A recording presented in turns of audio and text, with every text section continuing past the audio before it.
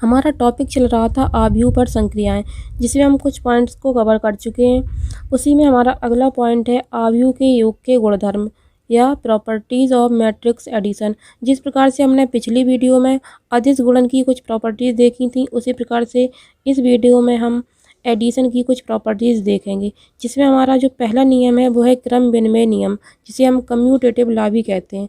और ये नियम हमसे क्या कहता है कि a प्लस बी बराबर बी प्लस ए। इसका मतलब क्या हुआ, यहाँ पर एक एग्जाम्पल से समझते हैं कि मान लीजिए कि ए कोई मैट्रिक्स है और बी भी कोई मैट्रिक्स है। तो इस नियम को हम फॉलो करेंगे और देखेंगे कि क्या ए और बी मैट्रिक्स इस नियम को फॉलो कर रहे हैं या नहीं। तो यहाँ पर सबसे पहले हम ए प्लस बी निकालेंगे, और ए प्लस बी निकालने के लिए हम क्या करेंगे, सबसे पहले चेक करेंगे जो हमें आव्यूह दिए गए हैं वो सेम ऑर्डर के हैं या नहीं। तो यहाँ पर हम देख सकते हैं कि ये दोनों आव्यूह जो हैं वो 2x2 ऑर्डर के हैं। तो हम ऐड करेंगे, और ऐड करने के लिए हमने आपको बताया था कि संगत अवयवों को ऐड किया जाता है। तो यहाँ पर जो संगत अवयव हैं वो हैं 2 और 1, 3 और 4, 4 और 3, 5 और 2। तो यहाँ पर 2 और 1 को ऐड करेंगे तो 3 आएगा, 3 और 4 को ऐड करेंगे तो 7 आएगा, और 4 और 3 को ऐड करेंगे तो 7 आएगा, और 5 और 2 को ऐड करेंगे तो 7 आएगा। तो इस प्रकार से हम a प्लस बी की वैल्यू फाइंड कर सकते हैं। हम देखते हैं कि जिस क्रम के हमने अवयव लिए थे उसी क्रम की हमें फाइनल वैल्यू प्राप्त होती है। अब हम b प्लस ए निकालेंगे। तो b प्लस ए निकालने के लिए हम b को पहले लिखेंगे और a को बाद में लिखेंगे। अब इन दोनों का ऐड करने के लिए हम क्या करेंगे, संगत अवयवों को जोड़ेंगे। तो संगत अवयवों को जोड़ते हैं, 1 और 2 3 हो गया, 4 और 3 7, 3 और 4 7, 2 और 5 7। अब आप देख सकते हैं कि ये वैल्यू a प्लस बी की है और ये वाली वैल्यू b प्लस ए की है, और दोनों वैल्यू समान है। तो इस प्रकार से हम कह सकते हैं कि ये क्रम विनिमय नियम का पालन कर रहे हैं। तो इसी क्रम में हमारा जो अगला नियम है वो है साचार नियम, जिसे हम एसोसिएटिव लॉ भी कहते हैं। तो एसोसिएटिव लॉ क्या होता है, एसोसिएटिव लॉ ये लिखा है मैंने, a प्लस बी एक कोष्टक में plus C a plus B plus C एक कोष्टक में। इसका मतलब क्या होता है, इसे हम ऐसे समझते हैं कि ए बी सी कोई 3 आव्यूह हैं। तो इसमें हम a और b आव्यूह को पहले जोड़ लेते हैं, जो रिजल्ट आता है उसमें c आव्यूह को जोड़ते हैं। और इसका मतलब क्या हुआ कि हम पहले b और c को जोड़ लेते हैं, b और c जो 2 आव्यूह हैं उनको जोड़ लेते हैं, फिर a को जोड़ते हैं। तो जो रिजल्ट आता है वो दोनों रिजल्ट आपस में बराबर होते हैं। इसे एक एग्जाम्पल से हम ऐसे समझते हैं। एग्जाम्पल है, मान लिया कि 3 कोई आव्यूह हैं जिनके मान हम लिख रहे हैं।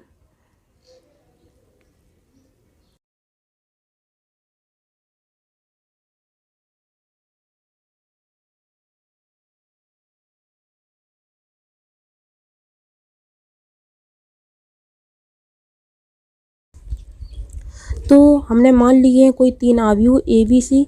अब हम इन तीनों आव्यूह से ये चेक करेंगे कि ये आव्यूह इस नियम को फॉलो कर रहे हैं या नहीं। तो सबसे पहले हम लेफ़्ट हैंड साइड चेक करते हैं। तो लेफ़्ट हैंड साइड चेक करने के लिए हम क्या करेंगे, सबसे पहले a प्लस बी निकालेंगे, और इसके बाद में जो आएगा उसमें हम c को जोड़ देंगे। तो a प्लस बी हम निकालते हैं, a प्लस बी बराबर, हमने आपको बताया था a प्लस बी निकालने के लिए हम देखते हैं कि ऑर्डर सेम है या नहीं। तो यहाँ पर हम देख सकते हैं कि सभी के ऑर्डर एकदम सेम है, 2x2, 2x2 और 2x2। और हम ऐड करेंगे तो हम संगत अवयवों को ऐड करेंगे। तो 1 और 2 3, -2 और -1 कितने हुए, -3, -2 और -2 कितने हुए, -4, 1 और 4 कितने हुए, 5। ये तो a प्लस बी की वैल्यू आ गई। अब हम a प्लस बी की वैल्यू में c को जोड़ेंगे, मतलब c की वैल्यू जोड़ देंगे। तो हम यहाँ पर जोड़ते हैं a प्लस बी प्लस सी। तो यहाँ वैल्यू पुट करते हैं, a प्लस बी की वैल्यू अभी हाल ये निकाल ली है, तो ये लिखते हैं 3 -3 -4 और 5 प्लस, यहाँ पर हम c की वैल्यू लिखते हैं। c की वैल्यू कहाँ है, ये तो c की वैल्यू जब हम लिखेंगे तो हो जाएगा 0 3 5 -4। अब हम a प्लस बी प्लस सी निकालने के लिए क्या करेंगे, a प्लस बी के मान में c के मान को जोड़ देंगे। तो हम जोड़ते हैं, और जोड़ने के लिए हम क्या करते हैं, संगत अवयवों को जोड़ते हैं। तो 3 और 0 3। -3 और 3 0, -4 और 5 1, 5 और -4 कितने हुए 1। तो फाइनली जो वैल्यू निकल के आई है a + b + c left hand side की, वो क्या आई है 3011। इसको हम समीकरण नंबर 1 मान लेते हैं। अब हम इसी प्रकार से ए बी सी के मान इस वाली वैल्यू में रखेंगे राइट हैंड साइड में, और फिर हम देखेंगे कि क्या ये वाली वैल्यू और ये वाली वैल्यू दोनों बराबर आ रही हैं। आइए देखते हैं। चलिए अब हम राइट हैंड साइड की वैल्यू निकालते हैं। तो राइट हैंड साइड में क्या है a + b + c। तो हम सबसे पहले b + c की वैल्यू निकालते हैं। तो हम b + c की वैल्यू कैसे निकालेंगे, b + c बराबर, यहाँ पर हम b और c की वैल्यू रखते हैं।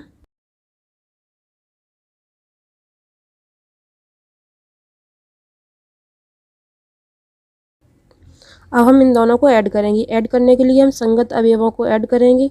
तो संगत अवयवों को ऐड करेंगे तो क्या होगा, ये 2 ये वाली 0 में ऐड होगा, ये -1 3 में, ये वाला -2 5 में, और ये वाला 4 ये वाले -4 में। चलो ऐड करते हैं।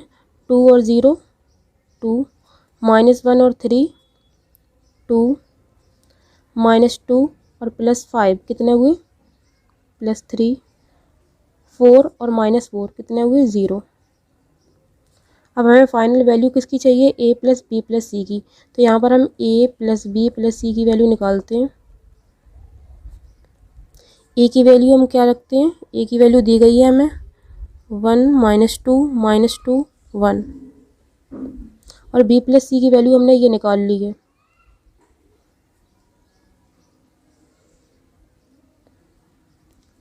अब हम इन दोनों वैल्यू को ऐड कर लेते हैं।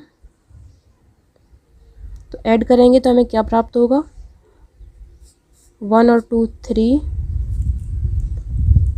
-2 और +2 0, -2 और +3 +1, 1 और 0 1। ये इक्वेशन नंबर 2 मान लीजिए। तो हम देख सकते हैं इक्वेशन 1 और इक्वेशन 2 दोनों की वैल्यू सेम ही आई है।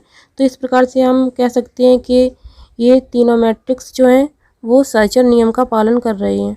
अब हम अगली प्रॉपर्टीज़ देखेंगे।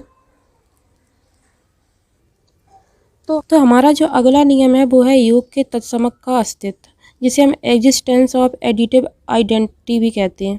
ये क्या होता है, इसकी हमने डेफिनेशन ये लिखी है, आव्यूह के योग के लिए शून्य आव्यूह योज तत्समक है यदि a किसी क्रम का एक आव्यूह है तथा o उसी क्रम का शून्य आव्यूह है, तो a + o बराबर a बराबर o + a। इसे हम ऐसे समझते हैं। सबसे पहले तो हम ये समझते हैं कि योग का तत्समक होता क्या है। योग का तत्समक होता है कि आप किसी भी संख्या में कोई ऐसी संख्या जोड़ो जिससे जो रिजल्ट आए वो बदले ना। जैसे मान लीजिए एक एग्जाम्पल है, जैसे कि हम आपसे कहें कि 2 में ऐसा क्या जोड़ें कि 2 ही बने रहें, तो आप क्या कहेंगे कि 0 जोड़ दो। सीधी सी बात है कि 2 में 0 जोड़ेंगे तो 2 ही बने रहेंगे। इसी प्रकार से आव्यूह है कोई एक a, तो उसमें कौन सा आव्यूह जोड़ दें जिससे आव्यूह a ही बना रहे। तो शून्य आव्यूह हमने आपको बताया था, शून्य आव्यूह क्या होता है, जिसके सभी अवयव शून्य ही होते हैं।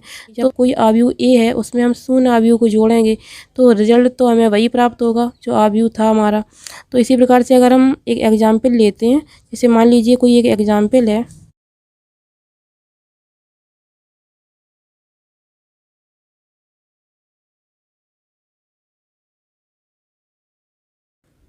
आपसे कह रहे हैं कि ए कोई आव्यूह है, उसका योज तत्समक क्या होगा। ए कोई आव्यूह है तो आप हमें बताइए कि इसमें हम क्या जोड़ें कि जो रिजल्ट है वो चेंज ना हो। तो हम इसी क्रम का शून्य आव्यूह जोड़ दें इसमें, तो रिजल्ट चेंज नहीं होगा। अब देखें हम कैसे जोड़ते हैं। जैसे मान लीजिए ये 2 × 2 क्रम का आव्यूह है, तो हम जो शून्य आव्यूह लेंगे उसे हम ओ से डिनोट करते हैं, तो हम शून्य आव्यूह भी इसी क्रम का लेंगे। अब हम a + o करते हैं। हम आव्यूह जो दिया गया है इसमें हम शून्य आव्यूह को जोड़ते हैं, और जोड़ने के लिए हम क्या करते हैं, संगत अवयवों को जोड़ते हैं। तो अब हम संगत अवयवों को जब जोड़ेंगे तो हमें रिजल्ट कितना प्राप्त होगा। 2 में 0 जोड़ेंगे तो 2 ही आएगा, 1 में 0 जोड़ेंगे तो 1 ही आएगा, 3 में 0 जोड़ेंगे तो भी 3 ही आएगा, 4 में 0 जोड़ेंगे तो 4 ही आएगा। तो हम देख सकते हैं कि रिजल्ट वही आया जो हमने आव्यूह लिया था। यहाँ पर आप देख सकते हैं। तो इस प्रकार से किसी भी आव्यूह का जो योज्य तत्समक होता है वो एक उसी क्रम का शून्य आव्यूह होता है। हमारा जो अगला नियम है वो है योग के प्रतिलोम का अस्तित्व। आइए हम जानते हैं ये क्या होता है। तो सबसे पहले हम ये समझते हैं ये होता क्या है। किसी आव्यूह में हम क्या जोड़ें जिससे आव्यूह का मान शून्य हो जाए, तो वही आव्यूह उस आव्यूह का इन्वर्स आव्यूह कहलाएगा। तो इसे हम एक एग्जाम्पल से समझते हैं। तो हम जानते हैं कि किसी भी संख्या को शून्य करने के लिए अगर हम उसी संख्या का ऋणात्मक भाग उसमें जोड़ दें तो वही संख्या शून्य हो जाती है। जैसे हम आपसे बोलें कि -2 का इन्वर्स क्या होगा, तो आप बोलें कि +2, क्योंकि -2 में जब हम +2 जोड़ेंगे तो शून्य आएगा। इसी प्रकार से हम पूछें आपसे अगर कि +5 का इन्वर्स क्या होगा, तो आप कहेंगे -5, क्योंकि +5 में जब हम -5 जोड़ेंगे तो भी शून्य आएगा। इसी प्रकार से अगर हम ये कोई आव्यूह है ए, उसी में अगर हम उसका ऋणात्मक आव्यूह जोड़ दें तो शून्य आएगा। तो ये जो ऋणात्मक आव्यूह है ये इन्वर्स कहलाएगा इस वाले आव्यूह का। एक एग्जाम्पल लेते हैं।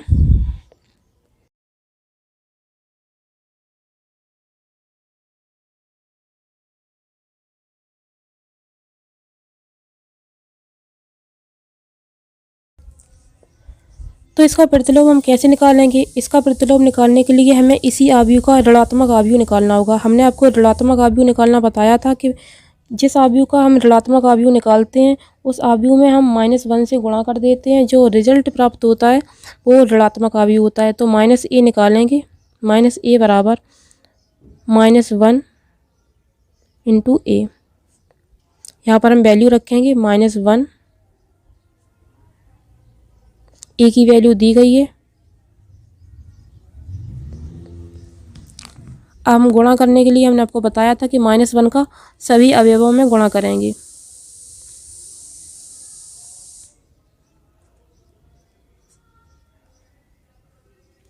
तो ये जो वैल्यू आई है वो इस आव्यूह का ऋणात्मक आव्यूह निकला है।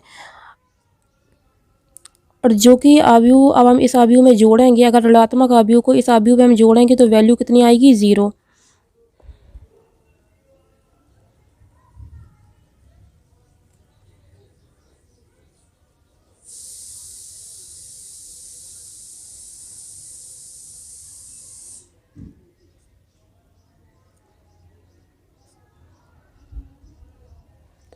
अब हम इन दोनों को ऐड करेंगे तो संगत अवयवों को जब हम ऐड करेंगे तो हमें क्या प्राप्त होगा? 2 और -2 0, 5 और -5 0, 8 और -8 0, 7 और -7 0। तो इस प्रकार हम समझ गए हैं कि किसी भी आव्यूह का जो इन्वर्स आव्यूह होता है वो उस आव्यूह का ऋणात्मक आव्यूह होता है। क्योंकि जो इन्वर्स आव्यूह होता है वो क्या होता है कि किसी भी आव्यूह में हम क्या जोड़ दें जिससे उसकी वैल्यू 0 हो जाए। तो किसी भी आव्यूह में अगर हम उसका ऋणात्मक आव्यूह जोड़ देंगे तो उसकी वैल्यू 0 हो जाएगी। तो इस प्रकार से हम किसी भी आव्यूह का प्रतिलोम आव्यूह ज्ञात कर सकते हैं। तो इस वीडियो में हमने जो आव्यूह के एडिशन की कुछ प्रॉपर्टीज़ थी उनको समझा। अब हम अगली वीडियो में एक आव्यूह का दूसरे आव्यूह में कैसे गुणा करते हैं ये समझेंगे।